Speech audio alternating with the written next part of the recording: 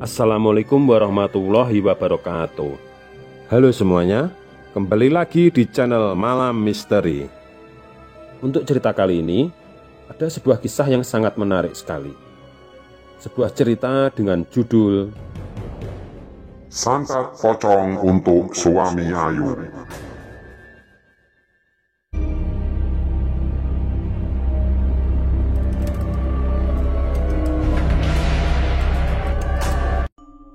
Pagi itu, rumah Ayu disibukkan dengan tangis bayi kecilnya yang baru berusia 6 bulan.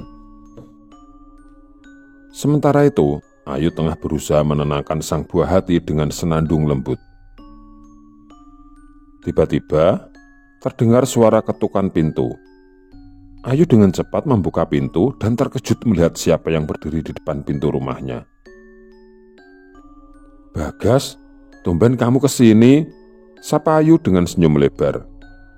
"Ya Ayu, mumpung aku lagi gak kerja. Ini aku membawakan sedikit makanan untukmu," jawab Bagas sambil mengangkat beberapa kantong penuh makanan. "Oh, terima kasih banyak, masuklah," ujar Ayu sambil membuka pintu lebih lebar. Bagas melangkah masuk dan meletakkan makanan-makanan itu di meja. Arya yang sedang duduk di ruang tamu berdiri dan menyapa Bagas dengan hangat. Meski senyumnya tulus, ada sedikit keraguan di matanya. Ia berusaha menutupi perasaannya dengan berbicara dan tertawa bersama. Tapi hatinya tak bisa memungkiri rasa cemburu yang mulai merambat. Selama Bagas bertamu, Ayu dan Bagas terlibat dalam percakapan yang akrab. Mereka berbicara tentang masa lalu, kenangan-kenangan lucu, dan rencana-rencana masa depan. Arya yang duduk di sisi lain ruang tamu mendengarkan dengan senyum kaku. Ia tidak ingin merusak suasana, namun setiap tawa Ayu bersama Bagas seakan menambah beban di hatinya. Setelah beberapa jam berlalu, Bagas berpamitan untuk pulang.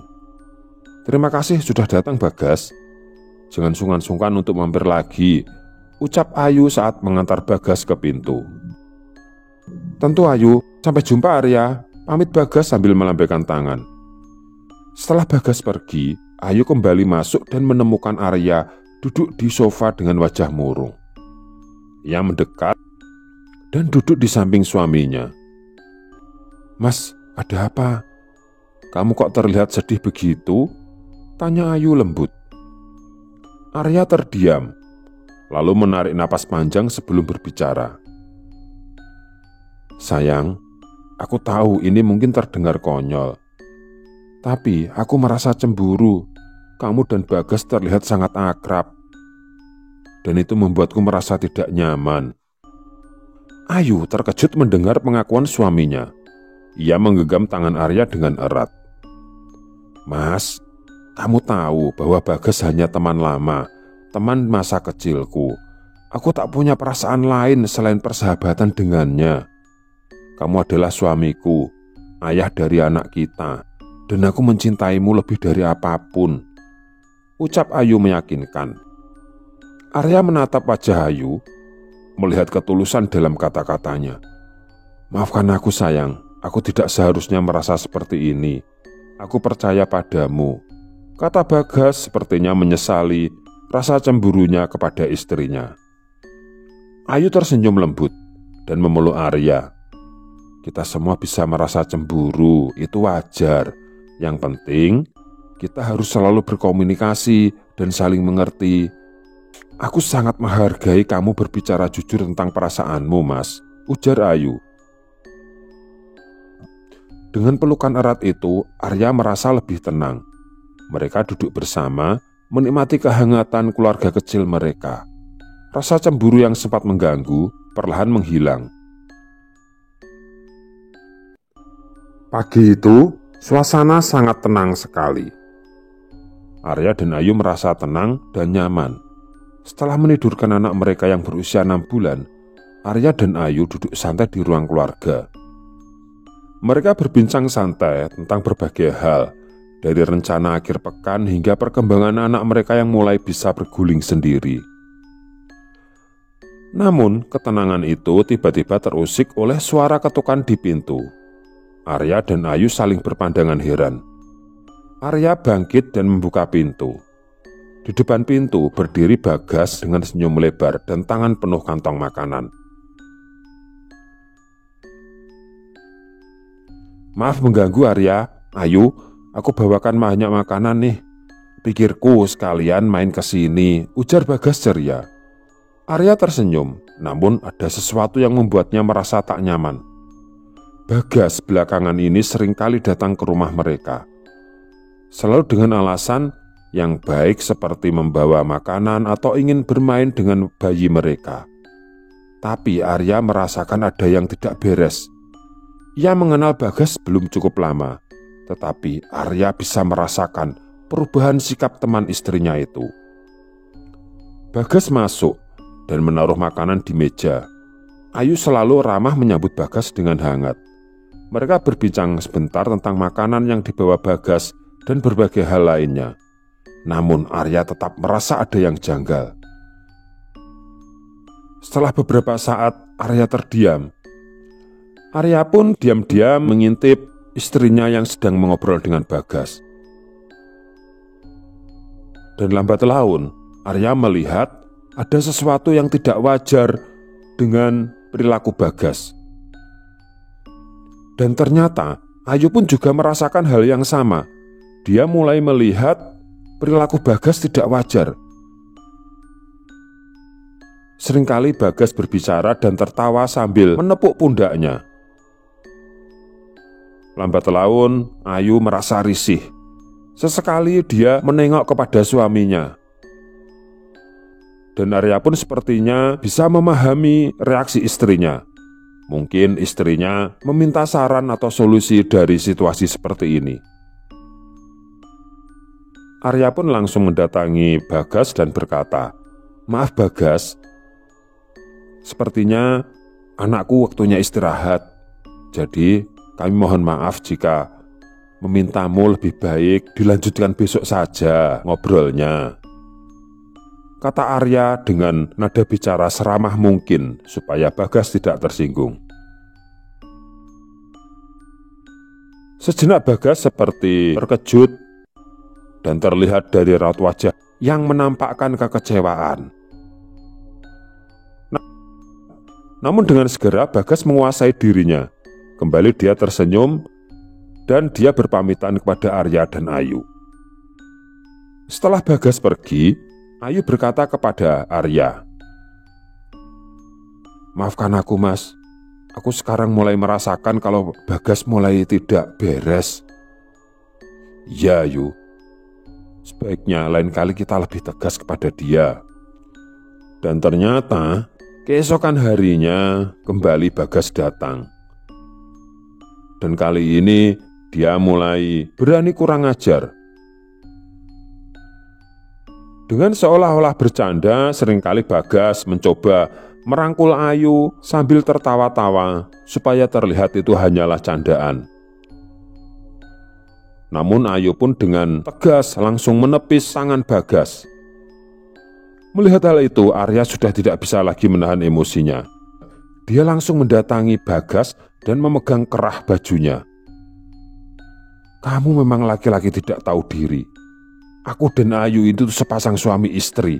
Kami mempunyai privasi. Jadi jaga sikapmu," kata Arya sambil terus memegang kerah baju Bagas. Bagas langsung mendorong Arya dan merapikan bajunya. Dia tidak berkata apa-apa, namun langsung pergi begitu saja dengan raut wajah marah. Dalam perjalanan pulang, Bagas terus menggerutu. "Awas kok Arya, terus terang aku tidak terima. Suatu saat Ayu pasti akan menjadi milikku. Lihat saja nanti, aku akan membuatmu menderita," ancam Bagas dalam hatinya. Bagas ini memang sudah lama menaruh hati kepada Ayu. Namun dulu sewaktu Ayu belum menikah, Bagas tidak berani mengungkapkan perasaannya karena saat itu dia merasa kondisinya belum sukses. Akhirnya Bagas merantau ke Korea untuk mengadu nasib. Dan ternyata nasib baik berpihak kepada Bagas. lelaki itu berhasil menyelesaikan kontrak kerjanya di Korea dan pulang membawa uang yang tidak sedikit. Begitu sampai di tanah air, Bagas membuka peternakan ayam potong yang cukup besar. Dan dia menjadi pengusaha ayam potong yang lumayan berhasil. Namun, setelah Bagas mencapai kesuksesannya, ternyata Ayu sudah dipersunting oleh Arya. Bagas benar-benar terpukul dengan kenyataan itu. Dia sudah mencoba melupakan Ayu, namun itu sia-sia. Setiap kali dia mencoba mendekati perempuan lain, dalam benaknya yang ada hanyalah bayang-bayang Ayu. Semakin dia menjauh, ternyata kerinduannya semakin memuncak. Sampai akhirnya, dia dengan berbagai alasan mencoba berkunjung ke rumahnya Ayu yang sudah menjadi istrinya Arya. Dengan berbagai macam alasan yang dibuat-buat, Bagas selalu berkunjung ke rumah pasangan suami istri itu. Sampai akhirnya Arya dan Ayu merasa tidak nyaman dan bersikap tegas kepada Bagas. Dan ternyata sikap tegas Arya itu menumbuhkan rasa dendam ke Sumat. Pada suatu sore, Arya mengajak Ayu mengunjungi rumah orang tuanya. Sampai di rumah orang tuanya, Arya langsung disambut ayah ibunya dengan hangat. Tidak ketinggalan, Ajeng, sang adik kesayangannya, langsung memeluk kakaknya yang sangat dirindukan itu. Ajeng ini seumuran dengan Ayu. Ajeng sangat dekat dengan Arya. Karena sejak kecil, Arya benar-benar sangat menyayangi adik perempuannya itu. "Kak Arya, tolong antarin aku ke toko buku ya," kata Ajeng kepada kakaknya tersebut. Mendengar hal itu, ibunya Arya langsung berkata sambil tersenyum, "Ajeng, kakakmu itu baru saja sampai. Dia kan masih lelah. Besok saja ya." Mendengar kata-kata ibunya, Ajeng langsung merengut. Melihat hal itu, Arya langsung mengacak-ngacak rambutnya Ajeng. Ya, kakak anterin. Ayo kita berangkat sekarang," kata Arya kepada adik kesayangannya itu. Seketika, wajah Ajeng yang semula merengut langsung berubah ceria, dan dia pun langsung bersiap-siap berangkat ke toko buku bersama kakak kesayangannya itu. Di tengah jalan, mereka tidak sadar kalau sedang bersimpangan dengan Bagas yang juga naik sepeda motor. Melihat Arya membonceng seorang wanita, Bagas langsung memutar balik motornya dan mengikuti Arya. "Siapa itu yang dibonceng Arya?" batin Bagas. Yang jelas, itu yang dibonceng bukan Ayu, karena dia tidak memakai jilbab. Dengan penuh penasaran, Bagas pun terus mengikuti Arya sampai akhirnya tiba di sebuah toko buku. Arya pun ikut memarkirkan sepeda motornya di depan toko buku tersebut, dan dia langsung memakai masker dan topinya supaya tidak dikenali. Dia pun terus mengikuti Arya dan akhirnya Bagas tahu kalau wanita yang bersama Arya itu ternyata Ajeng, adik kandungnya Arya. Namun tiba-tiba terbesit pikiran jahat dan licik dalam benak Bagas. Dia berniat akan memfitnah Arya. Bagas pun mengeluarkan HP-nya dan memotret Arya yang sedang melihat-lihat buku bersama Ajeng. "Kak Arya, kelihatannya buku ini bagus ya," kata Ajeng kepada Arya. Arya pun langsung mendekat karena ingin mengamati buku tersebut. Sambil mengamati buku itu, Arya terlihat sangat dekat dengan Ajeng. Kesempatan itu tidak disia-siakan oleh Bagas. Dia pun diam-diam memfoto momen tersebut. Sampai di rumah, Bagas langsung mengedit foto-foto itu. Dia pun memperjelas wajahnya Arya. Sementara wajahnya Ajeng dibuat samar-samar atau kurang jelas. Berbekal foto-foto editan itu, Bagas langsung pergi ke rumah kakeknya Ayu. Kakeknya Ayu ini bernama Mbah Somo. Bagas sangat dekat dengan kakek ini, karena di masa kecilnya Bagas sering bermain bersama Ayu di rumah Mbah Somo atau kakeknya Ayu ini. Mbah Somo agak kaget ketika melihat kedatangan Bagas dan dia pun langsung menyapa teman cucunya tersebut. "Hei Bagas, tumben kamu kesini." Bagas pun langsung menyalami kakek tua itu dan mencium tangannya. "Ya Mbah, ini tadi kebetulan lewat," saut Bagas dengan nada bicara yang dibuat sesopan mungkin. Setelah ngobrol panjang lebar dan berbasa-basi, akhirnya Bagas mulai mencoba menghasut Mbah Somo. "Begini Mbah, tadi di jalan aku sempat berpapasan dengan suaminya Ayu, si Arya itu." "Memangnya kenapa dengan Arya?" tanya Mbah Somo agak heran dengan kata-kata Bagas tersebut. Sejenak Bagas terdiam, kemudian dia menghela napas panjang dan berkata, "Begini Mbah, terus terang, tadi Arya itu bersama seorang wanita, tapi yang jelas bukan Ayu Mbah." "Ah, kamu jangan mengada-ngada Bagas," kata Mbah Somo tidak percaya dengan kata-kata Bagas. "Ini loh Mbah buktinya," kata Bagas mengeluarkan HP-nya dan menunjukkan foto-foto itu. "Begini saja Mbah, saya minta nomor telepon sampean, akan saya kirim foto-foto ini ke WA sampean Mbah." Mbah Somo pun menyebutkan nomor teleponnya dan langsung dicatat dan dimasukkan ke kontak oleh Bagas. Foto-foto yang sudah diedit itu oleh Bagas langsung dikirimkan ke WA-nya Mbah Somo. Mbah Somo mengamati foto-foto tersebut. "Lah iya, kok kurang ajar sekali si Arya itu, berani-beraninya dia mempermainkan cucu kesayanganku," kata Mbah Somo dengan nada bicara yang sepertinya dia sangat kecewa. Setelah merasa berhasil menghasut Mbah Somo, Bagas pun langsung pamit. Bagas sengaja menghasut Mbah Somo supaya kakek itu memberi pelajaran kepada Arya. Bagas tahu kalau Mbah Somo itu dulu adalah seorang dukun yang ahli dalam berbagai macam hal gaib. Bagas berharap Mbah Somo akan membuat Arya menderita. Dan ternyata apa yang diperkirakan Bagas benar-benar terjadi. Malam itu Mbah Somo tidak henti-hentinya mengamati fotonya Arya yang sedang bersama wanita lain. Hatinya benar-benar tidak rela jika Ayu, sang cucu kesayangannya itu dipermainkan. "Kurang ajar sekali kau Arya, berani-beraninya kau mempermainkan cucu kesayanganku. Lihat saja apa yang bisa aku lakukan, akan aku buat kau menderita." Mbah Somo kemudian pergi ke belakang rumah. Terlihat sang kakek tua itu sedang mencari-cari sesuatu.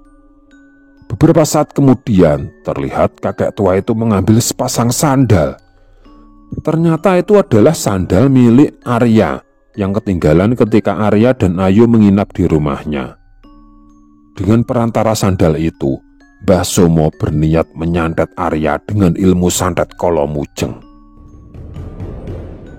Santet kolomujeng ini adalah santet dengan perantara barang-barang yang pernah dipakai sang target. Entah itu pakaian, perhiasan, atau apapun yang pernah dipakai seseorang yang akan dijadikan target, maka itu akan menjadi perantara santet kolomujeng tersebut. Dalam prosesnya, santet ini akan berbentuk pocong yang akan menuju ke rumah target, yang akan membuat target menderita sampai mati. Mbah Somo langsung mempersiapkan segala sesuatu, mulai dari kemenyan, dupa, satu sisir pisang raja, dan beberapa jajanan pasar sudah dia tata rapi di ruangan di belakang rumahnya. Kakek tua itu mulai duduk bersila dan membakar kemenyan, kemudian merapalkan mantra. Sesuatu yang sudah tidak dia lakukan puluhan tahun lamanya, malam ini dia lakukan. Terlihat asap tebal keluar dari kemenyan yang dibakar. Asap tebal itu membumbung ke udara dan perlahan-lahan membentuk sosok pocong yang cukup besar dan melesat ke angkasa menuju rumahnya Arya.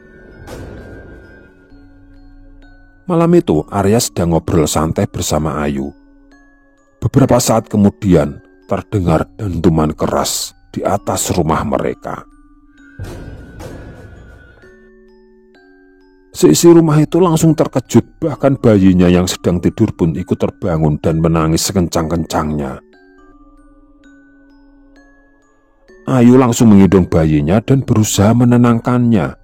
Sementara itu, Arya langsung keluar rumah dan begitu keluar rumah, dirinya sangat terkejut sekali. Arya mendapati sosok pocong setinggi 3 meter, matanya menyala. Dan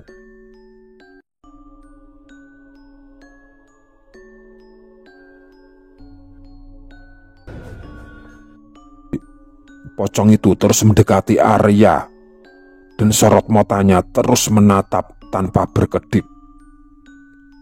Tatapan mata pocong itu membuat kaki Arya seperti tertusuk ribuan jarum. Saat itu juga Arya langsung menjadi lumpuh kakinya. "Ayu, tolong aku Ayu," kata Arya meminta tolong kepada istrinya. "Loh mas, kamu kenapa mas? Kamu kenapa?" Arya tidak menjawab. Dia hanya merintih kesakitan. Kakinya terasa kaku. Dia benar-benar tidak bisa berdiri. Sesekali Arya melihat ke arah pocong tersebut. Namun tiba-tiba pocong itu sudah menghilang seiring keluarnya Ayu dari rumah. Ayu pun berteriak meminta tolong.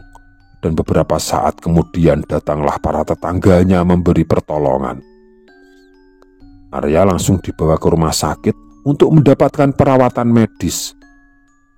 Di rumah sakit, dokter yang memeriksa penyakit Arya terlihat sepertinya agak kebingungan.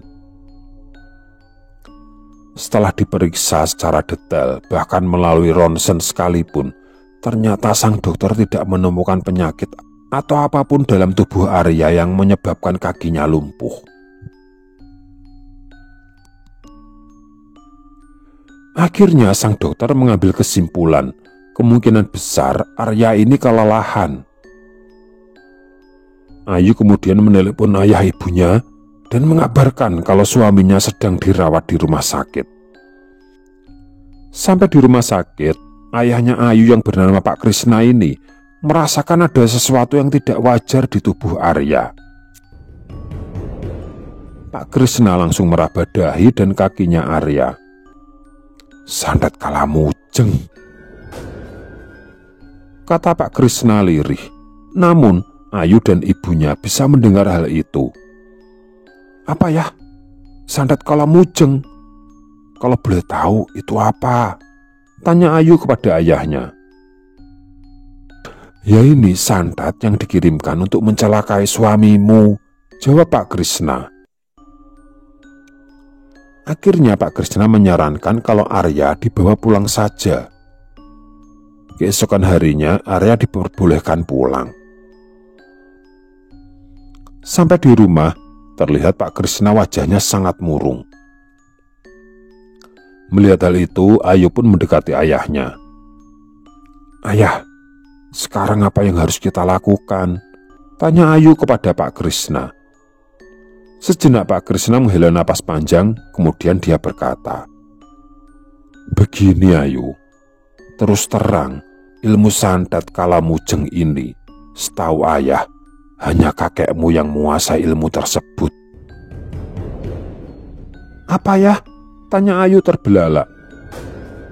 "Lantas apa maksud kakek menyantet Mas Arya? Apa salah dia kepada kakek?" "Entahlah Ayu, sebaiknya secepat mungkin kita bawa Arya ke rumah kakekmu itu," kata Pak Krisna. Tanpa menunggu lebih lama lagi, akhirnya Pak Krisna sekeluarga membawa Arya ke rumah Mbah Sumo yang tidak lain adalah ayahnya Pak Krisna itu sendiri.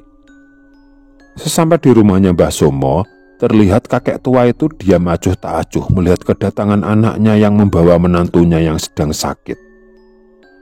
Pak Krisna pun mencoba bertanya kepada ayahnya dengan nada sesopan mungkin supaya Mbah Sumo tidak tersinggung. "Ayah, terus terang, aku sebagai anakmu, aku tahu kalau ini sebenarnya perbuatan ayah.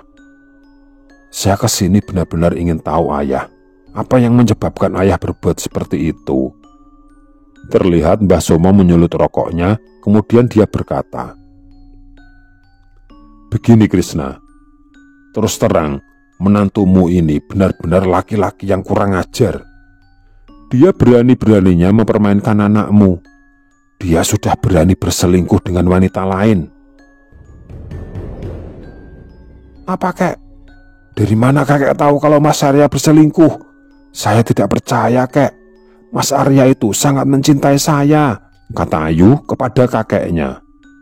Kemudian Mbah Somo berkata, "Aku tidak sembarangan menuduh Arya karena aku punya buktinya," kata Mbah Somo sambil mengeluarkan HP-nya dan memperlihatkan foto-foto Arya yang sedang dekat dengan seorang wanita. Melihat foto-foto itu, Ayu langsung terbelalak. "Ya ampun kek, ini kan foto waktu Mas Arya mengantar Ajeng di toko buku. Ajeng itu adik kandungnya Mas Arya kek.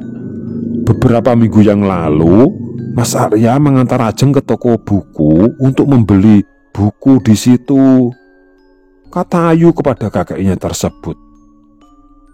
Mendengar hal itu, Mbah Somo sangat kaget. "Apa katamu? Di dalam foto ini adik kandungnya Arya?" "Iya kek, di dalam foto itu Ajeng, adik kandungnya Mas Arya." "Tapi ngomong-ngomong, dari mana kakek bisa mendapatkan foto-foto itu?" tanya Ayu dengan keheranan. Terlihat Mbah Somo seperti kebingungan dan dari raut wajahnya terpancar raut wajah yang penuh penyesalan. "Kakek mendapatkan ini dari Bagas." "Ya itu kan sahabatmu, jadi kakek percaya saja dengan omongannya." Akhirnya Ayu menjelaskan kepada kakeknya semua kejadian yang pernah dialami sewaktu Bagas beberapa minggu lalu yang sering datang ke rumahnya, sampai akhirnya Arya mengusir Bagas karena Bagas terlalu kurang ajar kepada dirinya. Mendengar semua cerita Ayu, Mbah Somo menghela napas panjang. Kurang ajar sekali si Bagas itu. Berani-beraninya dia menghasutku dan menipuku. "Lantas, sekarang apa yang harus kita lakukan, Pak?" tanya Pak Krishna kepada ayahnya itu. Kemudian Mbah Somo berkata, "Terus terang, sandet Kalamujeng ini tidak bisa disembuhkan. Dia hanya bisa dipindahkan ke orang lain." "Oh, jadi Arya bisa sembuh jika sandet yang ada dirinya itu ada orang lain yang menggantikannya, begitu ya Pak?" kata Pak Krishna yang langsung dijawab dengan anggukan kepala oleh Mbah Somo. "Lantas siapa yang harus menggantikan Arya ya?"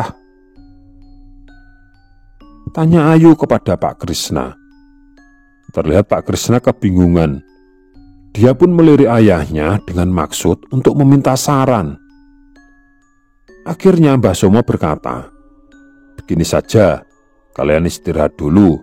Karena masalah ini aku yang menyebabkan, maka aku pula yang akan bertanggung jawab." "Memangnya kakek mau apa?" tanya Ayu penasaran.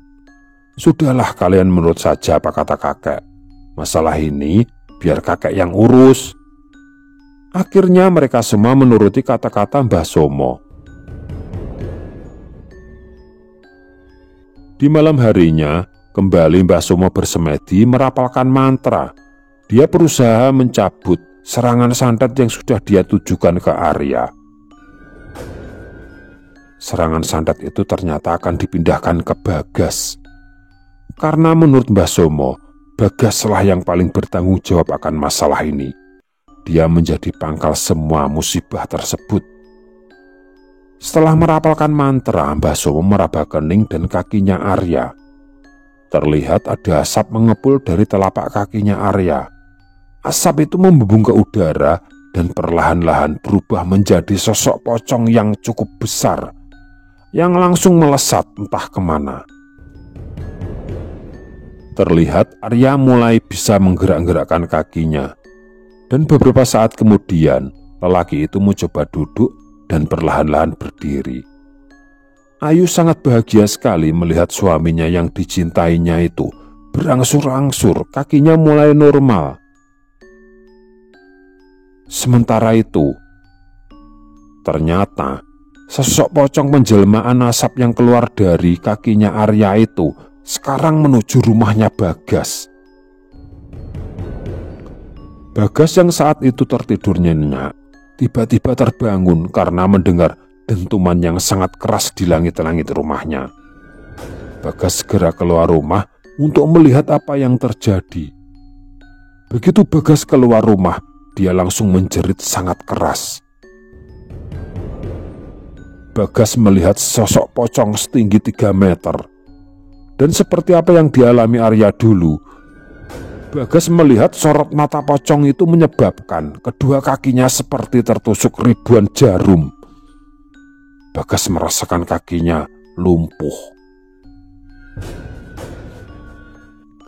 Beberapa saat kemudian, ayah ibunya Bagas keluar rumah dan memberikan pertolongan kepada anaknya itu. Namun seperti apa yang dialami Arya dulu, saat ini Bagas di rumah sakit sama sekali tidak mengalami perubahan pada kakinya. Bahkan sudah berpindah dari satu rumah sakit ke rumah sakit lainnya, namun hasilnya nihil. Kaki Bagas tetap lumpuh. Sudah banyak orang pintar yang didatangkan, namun jawaban mereka semua sama. Kalau Bagas terkena ilmu santet dan hanya sang pengirimnya yang bisa menyembuhkan. Dan sampai sekarang Bagas tidak tahu siapa pengirim dari ilmu santet tersebut. Bagas benar-benar menuai karma dari apa yang dia perbuat.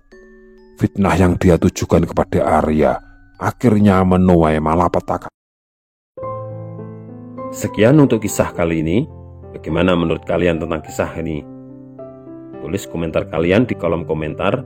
Dan semoga apa yang sudah saya sampaikan dalam kisah ini dapat dijadikan pembelajaran untuk kita semua. Jangan lupa komen, like, dan subscribe. Sekian dan terima kasih, semoga bermanfaat. Wassalamualaikum warahmatullahi wabarakatuh.